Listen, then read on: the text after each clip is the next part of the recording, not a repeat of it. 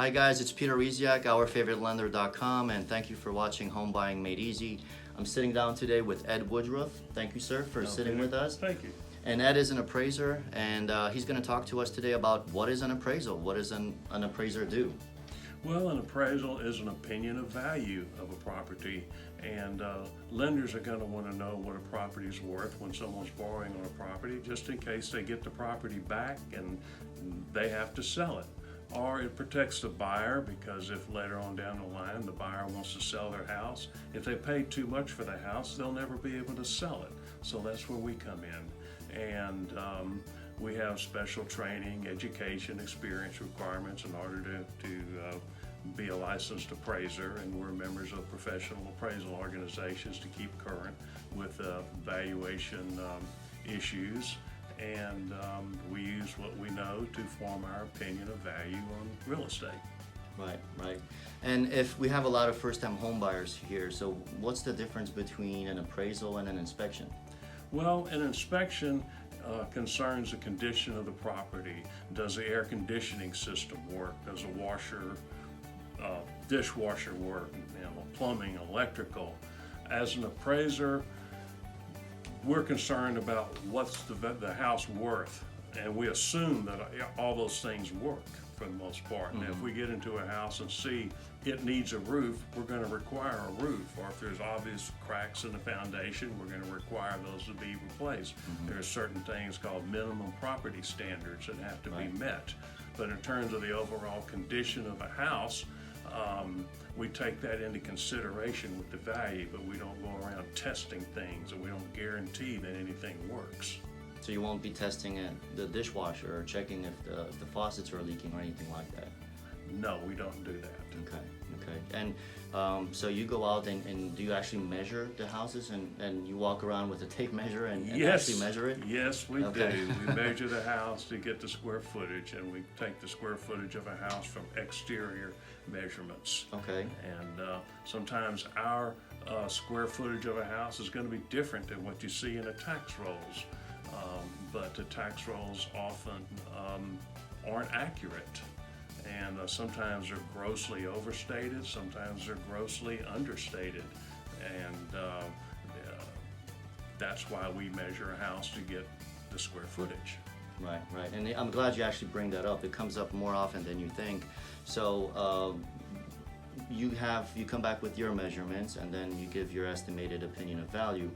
Can some appraisers come up with a different estimated opinion of value? Yes, appraisers can come with different opinions of value. Usually they should range within about 5%. And someone's just way off from somebody else, there's a problem somewhere. But we usually should, stay in about 5% of each other. Right, and you do go out and measure, so it's not just going by what the tax rolls and you have with the appraisal district, you actually measure it. We measure the house, and the square footage is only one thing that's taken into consideration in the valuation of the property. Well, there's a lot of things that come in, like the size of the lot, the location of the lot, whether it's sitting next to a gas station or a commercial property, or if it's in a nice lot in the middle of the subdivision somewhere, and whether a house has a 3-car garage or a 2-car garage, or whether it has 4 bathrooms or 1.5 bath. All those different things are different things that we take into consideration, because the way that we arrive at our opinion of value is we compare the house that we're appraising, which we call a subject property, we compare it to other houses that have sold. And we look at what those houses have sold for. And if those houses have features that are better than the subject, we'll subtract that out of what they sold for. If they have things that are less than what the subject, we'll bring those out. Then we'll have a little range of value at the bottom of our grid. You might have 200,000, 213, 225, and we say the value is worth somewhere in there. The house that is most similar to the subject is the one that we give the most weight to. In other words, if you have to adjust something by $35,000, and then another one is only adjusted by $2,000, well, that means that one is most like the subject. So the value of that is the subject is most relevant to that value, and that's how we do that.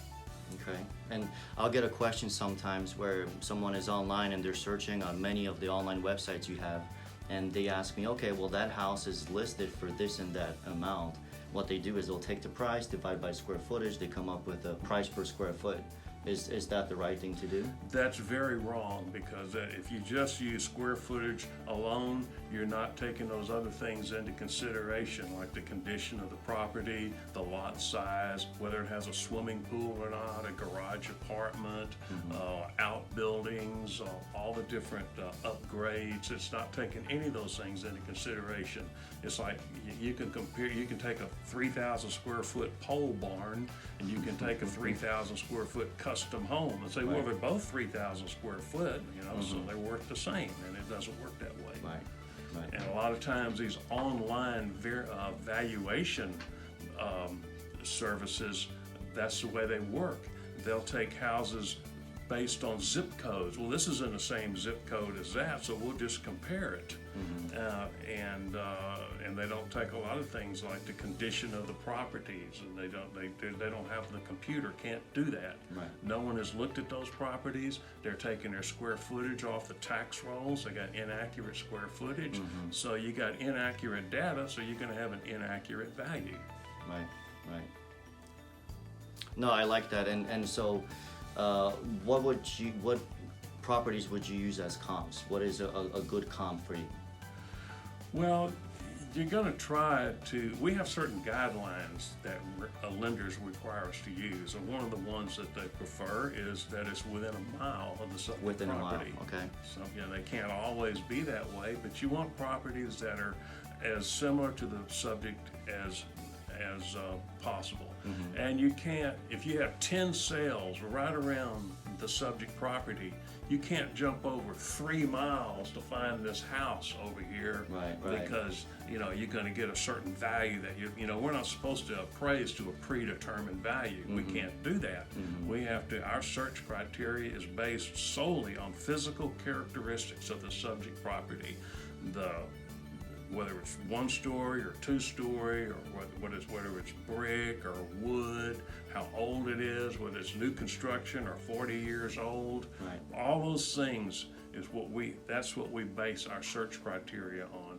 And another thing, when people sell houses, they offer seller contributions. The seller will say, we'll give you $5,000 to pay your closing costs. Right. Well, when you're comparing a house to the subject property, you got to account for that $5,000, because they might have listed the house for $200, but they sold it for $205 to cover that $5,000. That's right.